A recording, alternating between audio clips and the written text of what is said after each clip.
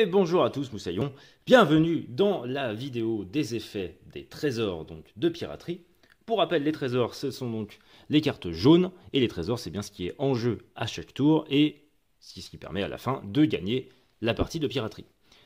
L'idée, c'est que là, rapidement, on va faire un tour des 17 trésors présents dans le jeu, histoire de rapidement éclaircir les effets de certains trésors, même si globalement, le texte suffit amplement pour comprendre la carte. D'abord, vous commencez toujours la partie avec un bon butin.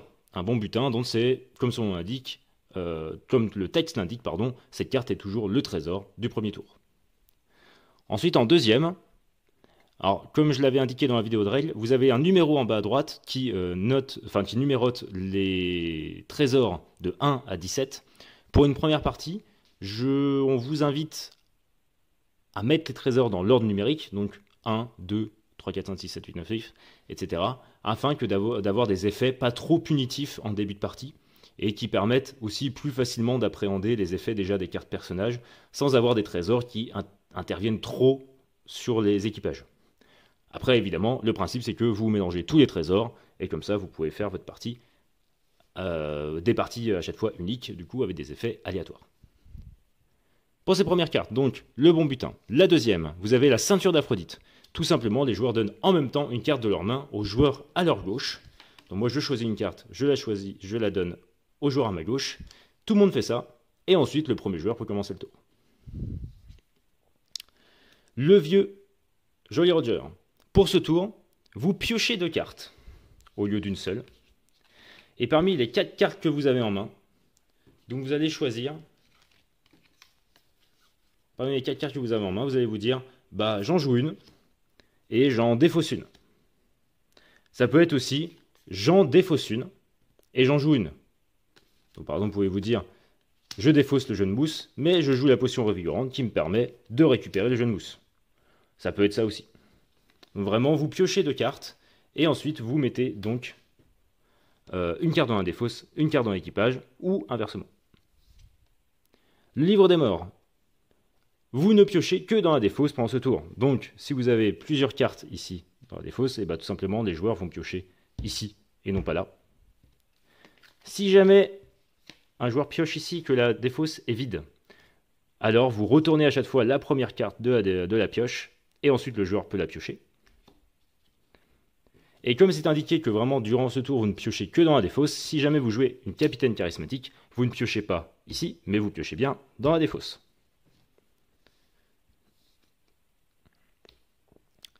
Le vase des 7 dieux Mayas. Pour ce tour, avant de piocher, demandez à un adversaire de vous montrer sa main. Donc, comme c'est indiqué, avant que vous piochez et ensuite jouez, vous pouvez choisir un des adversaires que vous avez autour de la table et lui demander de vous révéler spécifiquement ces 2 cartes. Et ensuite, vous jouez. Le joueur suivant peut demander à un adversaire de lui révéler sa main, pioche et joue, et ainsi de suite. Donc c'est vraiment chaque joueur avant de jouer qui peut demander à révéler la main d'un adversaire. La bague du borgne. Pour ce tour, donc chaque joueur joue face cachée. Donc chacun pioche une carte. Et parmi les 3 cartes qu'ils ont en main,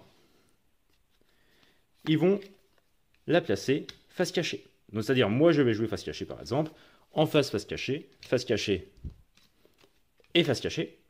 Et ensuite, si je suis par exemple le premier joueur du tour, je vais révéler ma carte et faire l'effet. Et ensuite, le joueur suivant va révéler sa carte, faire l'effet, révéler sa carte et faire l'effet, révéler sa carte et faire l'effet. Si jamais, par exemple, c'est le joueur ici qui avait retourné sa sirène, il peut donc choisir toutes les cartes autour de la table, dans chaque équipage, pour échanger, sauf celle qui est retournée, car pour rappel, les cartes retournées sont hors jeu. Donc le bac du borgne, c'est vraiment une carte qui en fait, incite chacun à jouer donc une carte sans savoir ce que les autres vont jouer durant ce tour.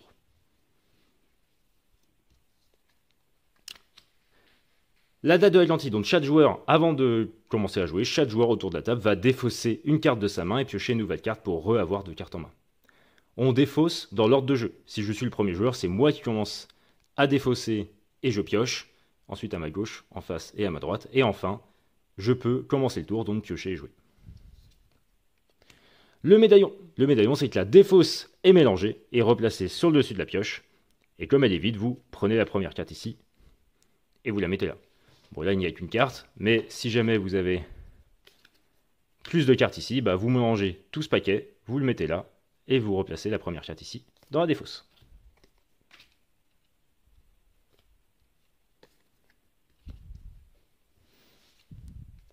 La longue vue. La longue vue, tout simplement, c'est que elle demande de révéler un nouveau trésor et activer son effet. Hop. Durant ce tour, donc, hop, parce que normalement, vous n'avez évidemment pas la pile de trésors dessous comme ça qui s'accumule. Quand vous jouez à longue vue, donc directement vous piochez le trésor suivant, et donc les 2 trésors sont en jeu pendant ce tour. Le sabre de Barbe Noire. Chaque joueur doit défausser une carte de son équipage. Donc pareil, le premier joueur commence à défausser une carte. Donc, par exemple, moi je commence à défausser la capitaine. Et ensuite, à ma gauche, je vais défausser une de ces cartes, une de ces cartes et une de ces cartes.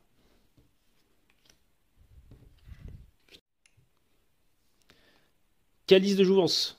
Pour ce tour, vous piochez 2 cartes au lieu d'une, mais surtout vous jouez 2 cartes au lieu d'une pendant ce tour. Donc parmi les 4 cartes que vous avez en main, vous allez en choisir 2, et à chaque fois que vous en jouez une, vous faites l'effet directement.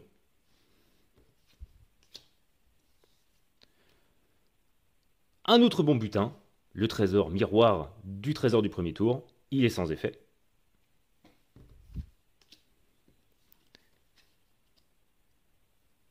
L'œuf du roi dragon. Donc chaque joueur doit défausser entièrement sa main et piocher 2 nouvelles cartes.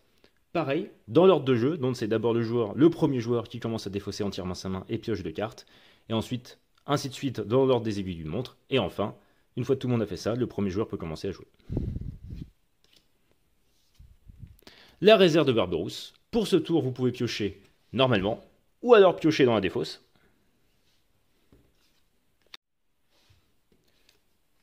L'orbe du Maelstrom. Chaque joueur défausse tout son équipage. Donc pareil, on commence par le premier joueur. Par exemple, si c'est moi dans ce cas, je défausse mes 2 cartes. Le joueur à ma gauche, pareil. Et ainsi de suite. Jusqu'à ce que tous les équipages soient vides. Par contre, vous gagnez les trésors que vous avez déjà gagnés dans la partie, et vous gardez les cartes que vous avez en main. Et enfin, le dernier trésor, le compas du vieux Jack. Ce trésor dure 2 tours. Donc vous jouez 2 tours avant de comptabiliser les points de chaque équipage pour savoir qui remporte ce trésor. Entre ces 2 tours, les effets prochains tours ne sont pas réalisés. C'est-à-dire que si je joue un jeu de mousse au premier tour, et que je retourne sur le coco, chacun joue. Comme ce trésor du 2 tours, j'entame le deuxième tour, et la carte n'est pas retournée.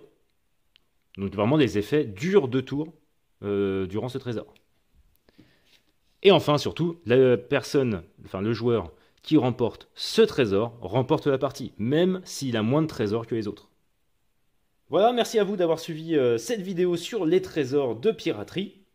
N'hésitez pas à aller regarder la vidéo de règles générales du coup sur le jeu et la vidéo sur les effets des cartes personnages. Et d'ici là, très bonne bataille.